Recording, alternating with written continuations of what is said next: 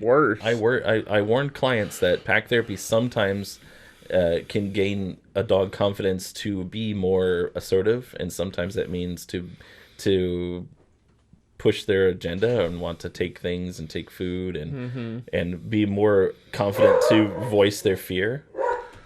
Okay, so that's something that you've experienced and you've seen it. Oh, what would be the right term? So you've seen it kind of bring out the villain in a dog. Is that what you're Well, it's saying? already in there, so but they haven't had the confidence to exemplify how they Mm-hmm. feel about certain things or to say, "Hey, that's enough," and have a boundary. So they may become more snarky with their fellow dogs, or to tell you, "Hey, I've learned I can say when where my line is." But that Mm-hmm. actually can reduce the chances of bites because when a dog feels more confident to communicate earlier how they feel and what they do or don't want, and you listen and you help the other dogs listen and say, "Hey, they're saying that's enough. They never said it before, but they do now. You need to back off." Um, I can have a story of a recent client that didn't take a cue from their dog and got Uh-oh. bit. But yeah, and that's sometimes some of this is common sense. Someone tells you, "Hey, don't touch me there," or "Don't do this thing." I'm warning you, and you keep doing it.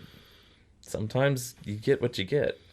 But yeah, that's basically what it is. It's not that it makes them a worse behaved dog as much as it brings out behaviors that some people see as less than desirable. But Okay. if you react properly to them based on the consultation that you hopefully have had with me beforehand, that's why I tell clients I prefer to do a consultation before I enter a dog into pack Mm-hmm. therapy. Even if you think you don't have problems or other things, it helps because I can warn you about these kind of things a little more clearly. I usually still do like an hour of a home visit and come and visit and Mm-hmm. meet the dog and tell the people these things and warn them.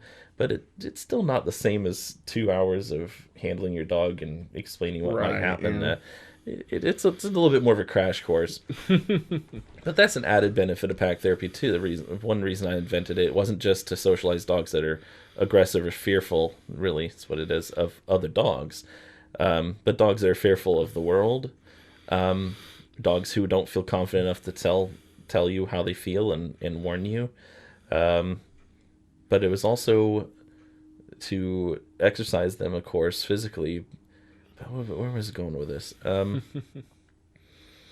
But it was so I could have a regular weekly or even depending on the client daily exposure to people who need my advice.